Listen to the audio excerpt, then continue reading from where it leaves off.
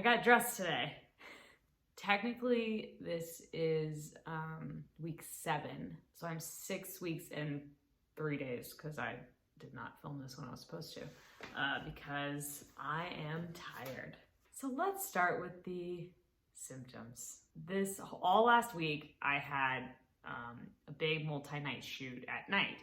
And my nausea was mostly manifesting at night. I guess because like my blood sugar would get low. So I would lay in bed or on the couch all day and then would go to work. I ended up having 8 shoots last week, and it was a lot when I just am so tired. So that I would say is number 1. And me being me, I'm like, oh, I'm just being lazy. But like yesterday, I just rolled over on the couch after I was finished working and took a 2-hour nap. Like, I don't do that. That's not normal for me. So I don't think it's like depression or anything. Dan was like, gosh, you're like laying on the couch a lot. It reminds me of your early COVID depression. Are you okay? And I'm like, yeah, I'm fine. I'm just exhausted. So that's been the weirdest thing, is that I literally just don't have the energy to do all of the things that I used to do, which should be normal. I've been told is normal. So last week, I don't think I got the exercise in that I was supposed to, but the nausea definitely is hitting this week. It's not in the morning. It's usually in the afternoons and in the evening. So I think it's definitely like a blood sugar thing. I'm just not used to eating as much as I need to. You know, I've read about how you're not really eating for 2. You need like 200 calories more, like 3rd trimester or whatever. But I have never really had a great relationship with food, so I operate at a calorie deficiency anyway. I've been trying to get myself to eat like regular snacks, or at least, very least, regular meals. That's been like a weird new thing that I'm trying to continue to do. Also, my brain is all over the place. I don't know if any of these videos are gonna make any sense to anybody. Like, the first couple weeks, like I said in the last video, were definitely brain fog. Like, just could not focus. I think I was mostly just distracted by the good news.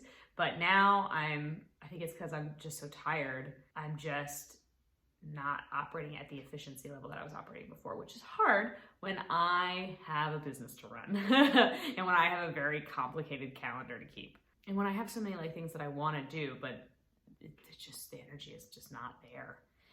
And because we're in the fall, which is when all these schools are going back, everybody's got a lot of energy because we're right past, COVID for the most part. But I just don't have that energy. One of my pairs of pants no longer fits, which is so messed up because I thought I would have a little longer with those pants. I just bought those pants, but they were, to be fair, a tight pair of Levi's. So those are uncomfortable to wear now, so we'll stop doing that. I don't feel like I look any different, but look, I'm not sucking it in anymore. Sorry, can't do it. I'm not really as worried about miscarriage as I was last week. I don't know why. Nothing's really changed. The statistics are still high. I have not taken a pregnancy test though since my last one, but I'm just not worried about it anymore. I don't know if it's like I've got other things to worry about, or every new symptom makes me feel like everything's going okay. Like this morning, I woke up with a very congested nose, and I was like, oh, that's great. That means increased blood flow. That means swollen mucus glands. Nothing's really changed, but I guess I just don't have the brain space to think about it anymore. It will be what it will be. But the day after I filmed my last video, I called the doctor's office to make an appointment to confirm.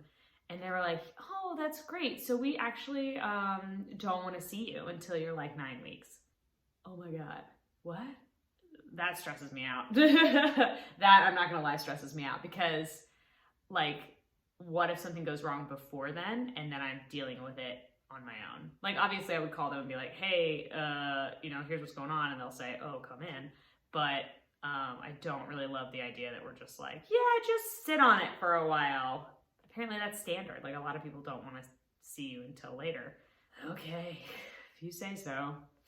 So I'm not going into the doctor's office to get any sort of scan or any sort of confirmation until October 27th. Okay, totally fine. I'll just suffer in silence.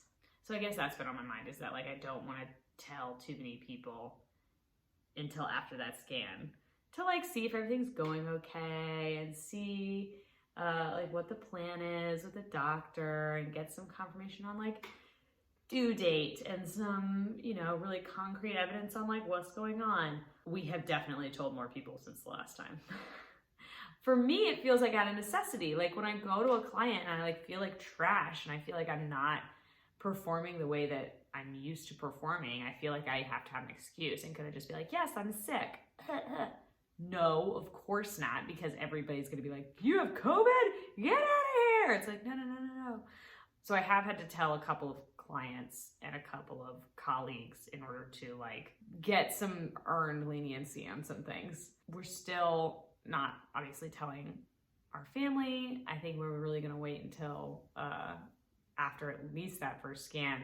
It feels like mean that we're not telling them, but it's not. It's really just like, I wanna like be able to show them a picture. I wanna be able to like share the good news in a more concrete way. So I guess to round up week 6, I really just felt like trash, really tired, didn't really want to eat anything, didn't really want to do anything, not like hugging the toilet, vomiting, but definitely nauseous, overall malaise, congested, crazy sore boobs, not peeing as much, but still peeing like a ton. And I guess I'm just trying to figure out like how this fits into my regular everyday life until it really starts taking over my life. Like until I'm either showing or I've told everybody or I'm having to make alternate plans. Like the other day I was scheduling something for January and March of next year. And I was like, should I tell them that this is like tentative? Should I tell them? No, like just do it. So I'm trying to like continue to plan and live my life until the priorities change. So even now, as I'm halfway through week 7, it still doesn't feel real. It still doesn't feel like it's happening. It feels like I'm just making it up. And like telling people is really weird because it's like I'm telling them something that's made up. It's like, no, it's real. But without any sort of confirmation or without telling like certain people, it just feels like something I'm creating. So I'm still looking at the app. I have not really referenced the books very much. I've referenced them a little bit. Still just trying to like drink lots of water and not let it consume every single thought that I have, even though that's kind of hard. I guess I'm thinking about it more in work terms than anything else. Like I'm not really thinking about how it's going to affect Dan and I's life yet. I'm thinking more in terms of like work stuff, like how it's going to change my work rhythms and clients, and if everybody's going to be cool when I have the baby, or if I'm going to lose clients. How messed up is that? That is absolutely insane that I'm worried about that. I am really good at what I do. I work in an industry that is so generous and accommodating to needs, but anytime I have to say no to something, I'm scared that that'll be my last opportunity to say no. Oh God, that's so fucked up. I'm not debilitatingly nauseous. I'm not debilitatingly fatigued. It's not fun. And I've talked to a couple of people who were like, oh, I didn't have any symptoms. It was so easy. But then like my labor and delivery were awful. You know, like there are all those like weird little wives' tales of like, oh, well, if you're having this week, it means this. I'm not putting any stock in any of that stuff or anything, but it's just kind of interesting to start becoming a part and start becoming privy to this folklore, this whole system.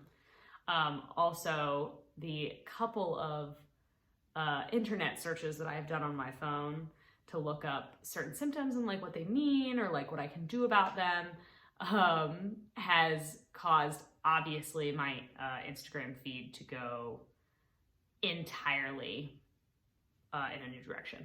Lots of weird little, not even bodily side effects, but world side effects. It's changing constantly, and that feels like a good thing.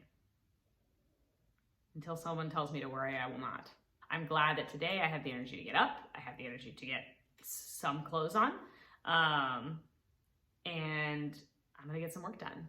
It's really not that long until I go to the doctor, so it's not that big of a deal, but like every day seems like an eternity, and then the weeks fly by. So I'm guessing that's how the whole thing will go. But I'm very excited to be able to talk about it to more people and get some more advice from some people that like I don't need to tell until I want to ask them about some stuff.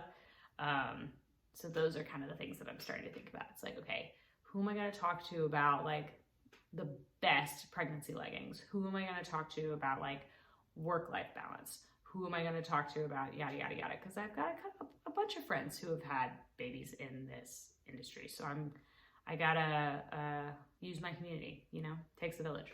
So that's what I'm excited about. I'm excited to talk and get insight and get opinions from people who have done this recently and who can help me kind of like know where to start. Because I'm still at the very beginning, you know? I gotta go to work, so I'm gonna go. But apparently I'm still pregnant.